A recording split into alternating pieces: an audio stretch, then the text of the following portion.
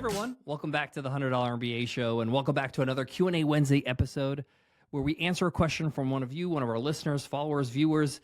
If you got a question you want to ask, you can go ahead and send me one over at 100mba.net/Q, the letter Q, and we'll get your question.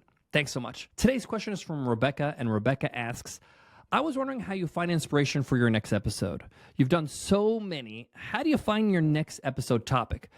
That's what I'm struggling with my own podcast. I'm trying to start my own podcast, and I'm not sure how to come up with all the topics for the show. That's a great question, Rebecca, because it really applies to any kind of content that you're coming up with. So I'm going to show you how you can have a steady flow of ideas, how I came up with over 2,500 podcast topics for this podcast over the last 10 years.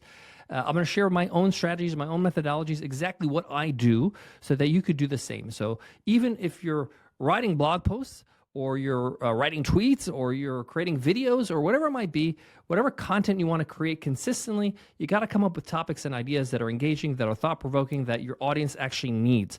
So I'm going to share with you how to do that exactly in today's episode. Let's dig in. But first, did you know that the average podcaster quits just after 10 episodes? That's according to a study by Blueberry. Podcasters often run out of ideas, they lose motivation, they lose that consistency, and therefore they fail.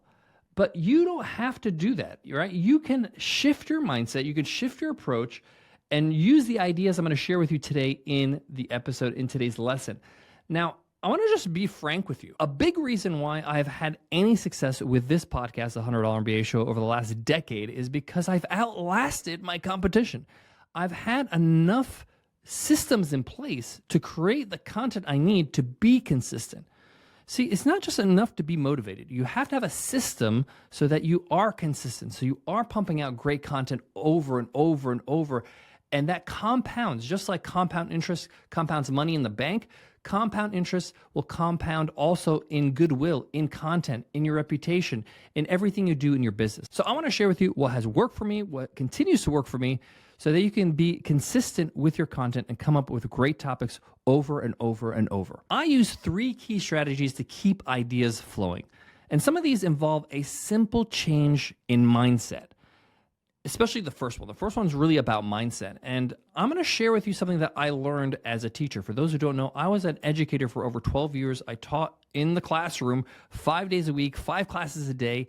And one of the things I learned is it's more about how you teach than what you teach. It's not the what, but the how. Now, I want you to do a little exercise with me, all right? I want you to just take a moment and I want you to look back, think back, remember your favorite teacher when you were growing up. It could be in grade school, it could be in high school, maybe it was that English teacher that inspired you, maybe it was a PE teacher, whatever. Who was your favorite teacher? Think about that teacher just for a moment. Think about being in their class, okay?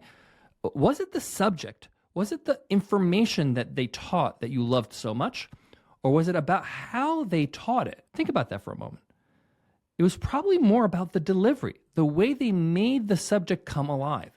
The way they made you feel about that subject is what made all the difference. That doesn't change, okay? That's what great teaching is all about. And that's what great content's all about. So you got to start thinking about, it's not really about what I'm teaching, it's how I'm teaching. And I can change how I teach a topic in different ways. I could deliver in a different way. And here's the thing I've learned in my years in education.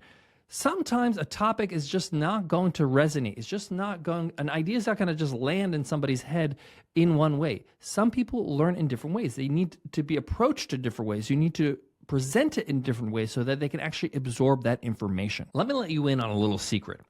I don't teach thousands of topics. I actually talk about 12 core ideas, 12 core topics, and then I change how I teach about that topic and the detail of that topic. So business is really just about marketing, sales, finance, team, recruitment. There's 12 things that I teach over and over in different ways, in different depths, in different angles. And I'll explain more in today's episode. I'll give you some more examples, but that's just the secret of any specialty, right? If you are going to teach any topic, whether it's a sport or how to play the piano or whatever it might be, you're really teaching a set of fundamentals. And it's not thousands of them.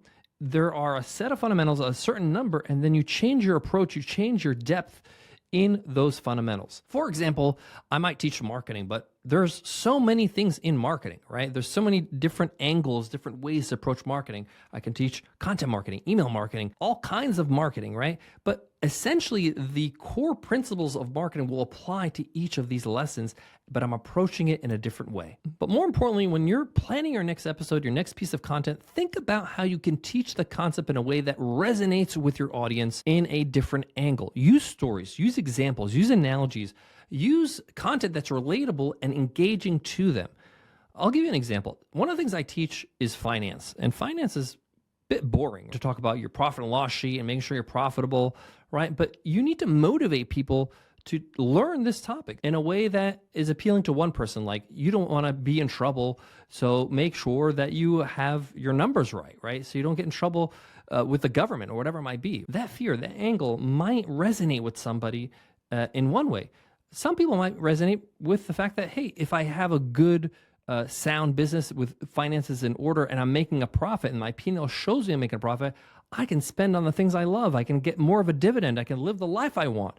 That's a different angle. So you want to make sure that you show the why and not just the how. Okay? So when you're teaching a concept, why is this important and how to do it? I'll give you another example. Instead of just explaining the concept of marketing, I might tell the story of how we applied marketing principles, the thing I'm teaching you, when I was running my business, Webinar Ninja, my software company, before I sold it, right? Show you the results. So I'm using examples, I'm using stories, I'm trying to approach people in different ways. The second strategy is same concept, different application. So I might teach a concept like email marketing, and I might teach it because it's about how to grow your audience, how to maintain your audience, how to nurture your audience so that when you go to sell to them on a webinar one day, it's easy because they have built trust with you, right? They know who you are. So that's an application of email marketing, but also email marketing could be affiliate marketing. How do I send emails out to my list so that I can promote products and services and get some revenue? So that's a different application of email marketing. I might approach email marketing in a totally different way. Like, how do the emails need to be structured? How often do you need to send emails? At what sequence or what time do you need to send these emails when you're launching a product?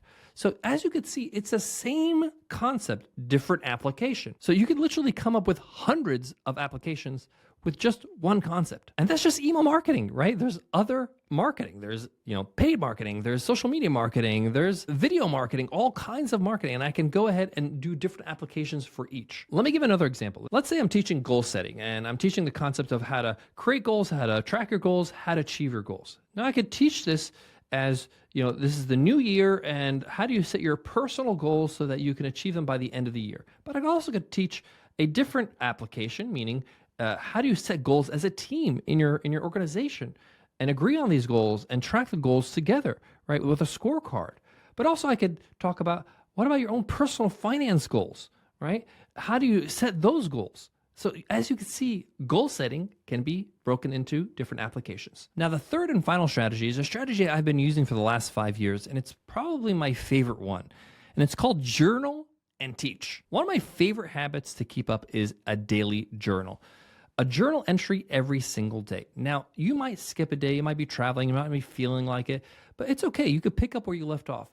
And my rule for journaling is just write down anything on a piece of paper, right? This is my journal, guys, okay? This is my journal, and every day I try to write down something. And it could be anything. It could be a worry list. It could be what I'm looking forward to for the rest of the week or the weekend. It could be a mix of my shopping list, as well as my to-do list, as well as a couple things I need to remember, right?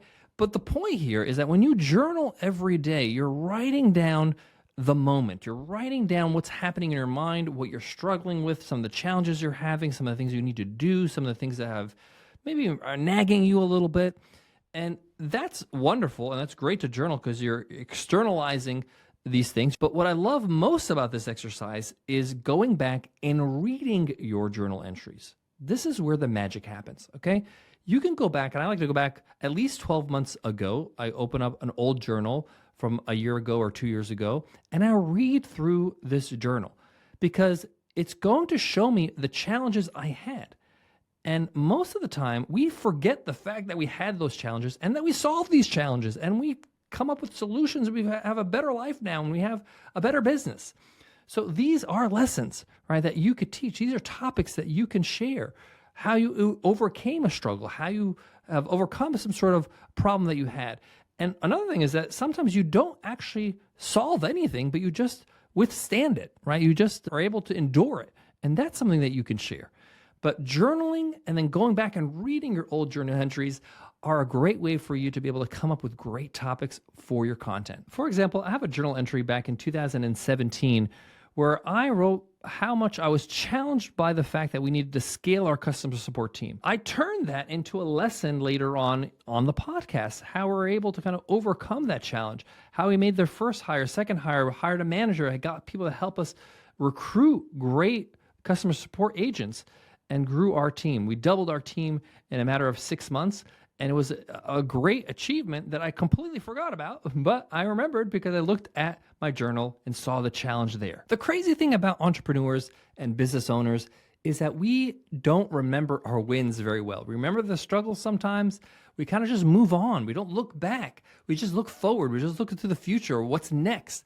But sometimes you got to look back for great content. You got to look back for those moments where you struggled or the moments that you overcame something or the moments that you actually had a shift in your mind or shift in your life or shift in your business that can really help other people, right? There's no reason for other people to struggle if you can share some wisdom that you learned along the way. So start journaling daily. And you don't have to make up some rules like I did of how journaling needs to be. You don't have to be, some sort of official thing or Dear Diary or anything like that. No, you could be whatever you want it to be. It could be a worry list. It could be what you're going to do today. It could be maybe a lyric of a song that catches your mind, and then that kind of leads to another thought and another thought.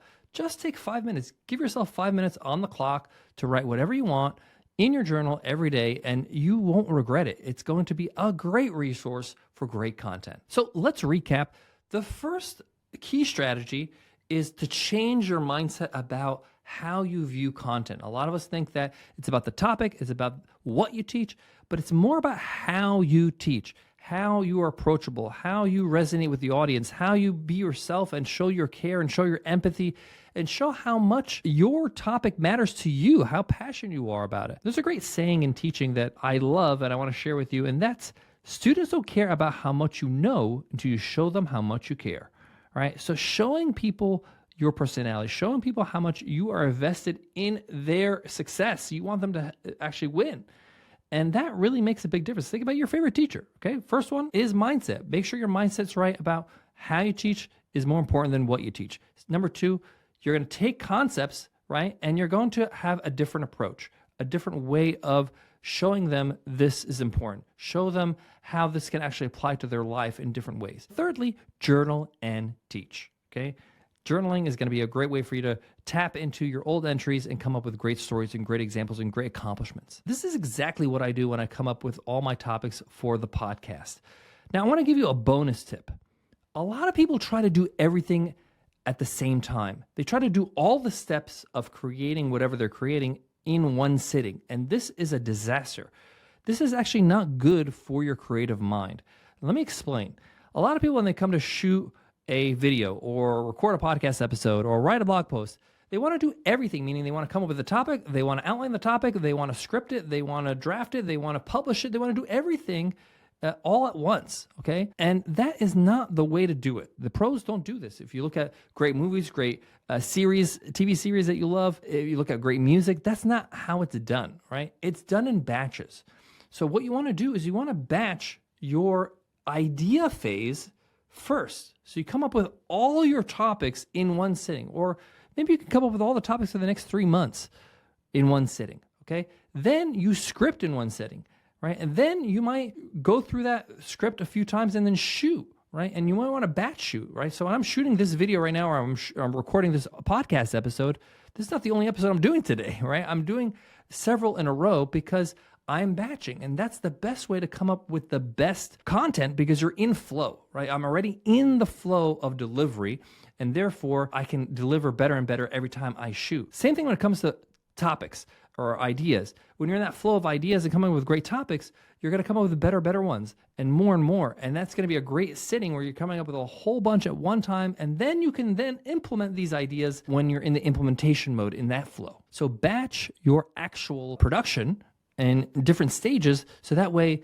you don't have to shift. By the way, that shift, that brain shift, going from thinking and exploring and brainstorming and then writing and then applying, that shift, that cognitive shift, is very taxing, is very tiring, it's very difficult to do, and in a lot of ways it will drain you. So you don't want to do that. You want to just stay in the same focus, in the same flow, in the same thing that you're doing, idea generation in this example, so that you can just keep on going and have more and more, and then you can take a break, go away. Maybe tomorrow you'll work on the next step of the process. Thanks for tuning into the $100 MBA Show. Hope you found this episode valuable, and you're ready now to keep your content fresh and engaging with more and more topics.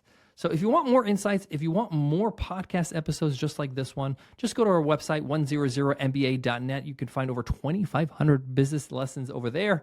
I'm Omar Zenhom, and I'll see you in the next episode. Take care.